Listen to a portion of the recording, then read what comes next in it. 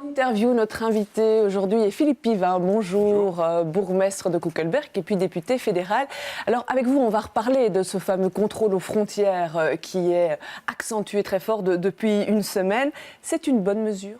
Oui, bien sûr, c'est une bonne mesure. C'était surtout une mesure nécessaire et elle a été prise en proactivité parfaite pour éviter que ne se pose en Belgique le phénomène auquel on assiste en France depuis des années.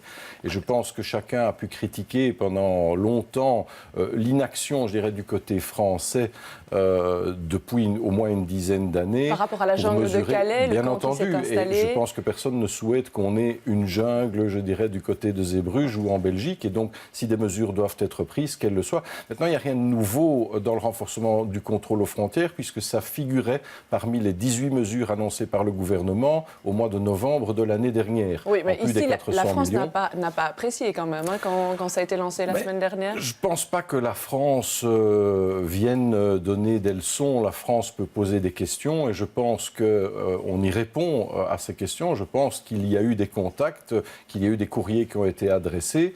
Mais je crois que nous devons prendre des mesures de contrôle et de renforcement de contrôle face à ce phénomène qu'on ne veut pas voir exporter de Calais à La Panne. Ouais, il y a eu des réactions en France, mais aussi de la Commission européenne qui n'est pas satisfaite. Elle dit, attention, soit si vous faites ça pour une longue durée, il faut prévenir 4 semaines à l'avance, ça n'a pas été le cas, soit vous prévenez comme ça en urgence, mais c'est juste pour 10 jours. Il y a une audition aujourd'hui de Charles Michel, enfin une rencontre de Charles Michel et du ministre de l'Intérieur avec le commissaire en charge de la migration. On a fait une erreur ?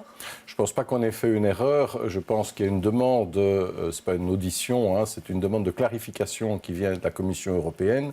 Et je pense que cet après-midi, les apaisements seront donnés. Il y a effectivement 2 articles du Code Schengen.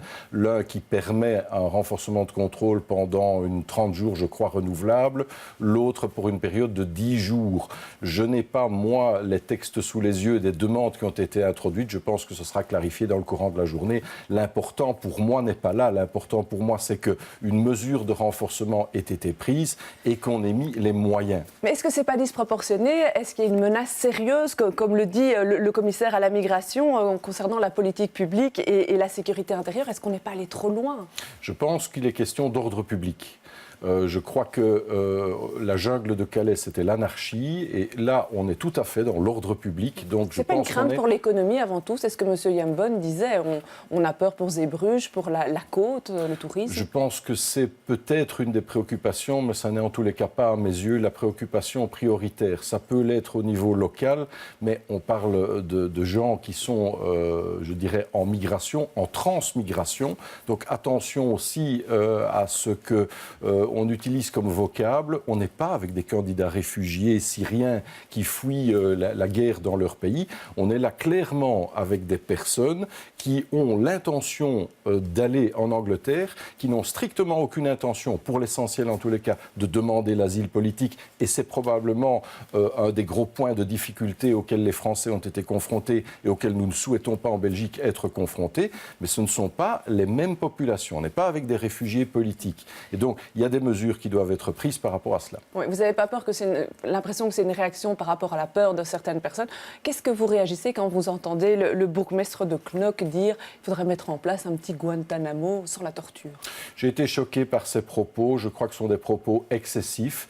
Je pense qu'ils reflètent, il ne faut pas être hypocrite non plus, je pense que les propos de M. Lippens reflètent ce que pensent certains de ses habitants ou d'autres villes. Mais très honnêtement, quand on est bourgmestre, on doit prendre de la hauteur par rapport à cela, prendre du recul, avoir de la distance, de la réserve aussi. Ouais. Alors, on a envoyé une série de policiers pour faire ces contrôles. Il y en a qui ont été pris à Bruxelles. On a entendu vendredi un coup de gueule du bourgmestre de Forêt. Il dit attention, on nous donne des renforts dans certaines communes par rapport au radicalisme. On a des tâches surtout en plus à faire. Et puis là, on nous retire des policiers. Mais effectivement, j'ai appris vendredi, comme certains de mes collègues, que des policiers bruxellois, dont d'ailleurs des policiers koekelbergeois, partaient renforcer et vendredi et aujourd'hui, au moment où nous nous parlons, les effectifs de contrôle à la côte. Alors moi, j'ai immédiatement pris contact avec les services du Parlement, puisque après-demain, nous avons une commission de l'Intérieur qui va être partiellement consacré au plan canal. Et j'ai très clairement l'intention de demander au ministre de l'Intérieur de me rassurer par rapport au fait que les renforts qui nous ont été apportés dans le cadre du plan canal sont bien toujours en place et ne sont pas déjà distraits de leur vocation ou de leur attribution initiale pour aller renforcer les contrôles à la côte. Comment vous pourriez être rassuré puisque factuellement on voit qu'on retire des personnes et qu'on les envoie sur le À terrain. lui de me le dire et de me dire quels sont les effectifs qui ont été prélevés et qui renforcent le contrôle. Ce qui m'importe moi, c'est que dans le cadre du plan canal, on n'ait pas fragilisé les dispositifs qui sont en train de se mettre en place, parce qu'il ne faut pas perdre de vue que le plan canal va faire l'objet d'une évaluation dans les mois à venir en fonction des mesures qui sont prises actuellement. Il ne faudrait pas que cette évaluation soit d'entrée de jeu faussée. Ouais, quand on retire des policiers comme ça déstructure le travail au quotidien? C'est une question qui doit être posée, qui sera posée au chef de corps également lors du prochain collège de police. Alors, plan de répartition des demandeurs d'asile. Il était présenté vendredi, c'est un plan qu'on attend quand même depuis très longtemps. À partir du mois de mai, les communes auront 6 mois pour mettre ça en place. On parle de 5000 places pour toute la Belgique. Est-ce que ce sera suffisant ? Je pense qu'aujourd'hui, ça répond à un besoin. Est-ce que ce sera suffisant demain ? Je crains que non. Quand on voit les chiffres, c'est quand même 35 000 première répartition. demandes. Exactement. Au mois de juillet de l'année dernière, on avait 17 000 places de préaccueil. Fin d'année, 35 000 places ouvertes, on répartit sur 5 000. On a déjà attribué les 35 000, bien entendu, mais les 5 000 qui font l'objet d'une répartition, à mon avis, ce n'est pas définitif. Maintenant, qu'il y ait une collaboration, une contribution de la part des communes, cela ne me gêne en aucune façon. Je crois que chacun doit collaborer. Et là, on est dans l'humanitaire, je dirais beaucoup plus que dans le cadre de la problématique qu'on veut éviter de voir se reproduire à la côte belge. Parce que là, on est avec généralement des illégaux, clairement une majorité d'Afghans, de Somaliens qui veulent aller en Angleterre et qui ne veulent en aucune façon demander l'asile. Par contre, ici, ce dont nous parlons, ce sont les vrais demandeurs d'asile. Il y en a déjà aujourd'hui, il y a des candidats, il y en aura encore demain. Mais est-ce qu'il pourrait y avoir alors un deuxième plan de répartition pour venir renforcer celui-ci plus tard ? Très clairement. Oui, très clairement, oui. On s'y attend, bien entendu. À l'heure actuelle, chez nous, vu les efforts qui sont déjà déployés, je prends le cas de ma commune, où on a grosso modo 250 personnes qui sont déjà aidées au fil des années, notamment par le CPAS, qu'ils soient candidats ou qu'ils soient réfugiés reconnus. Le plan nous en ajoute 7. C'est très modeste à l'échelle de ma commune, mais il faut tenir compte des efforts qui sont déjà déployés. Mais je m'attends à ce qu'il y ait ultérieurement un autre plan de répartition. Mais attention, entre-temps, l'Europe doit aussi jouer son rôle. On ne va pas tout régler au niveau des communes belges. Alors, il y a un petit subside de 37 € par jour par place qui est ouverte. C'est suffisant, ça, pour couvrir les besoins ? Je vous répondrai dans les mois qui viennent. On verra comment ça fonctionne. Je pense que c'est modeste comme subvention parce que c'est, je dirais, une aide de base. Après, les personnes, on les a sur le territoire.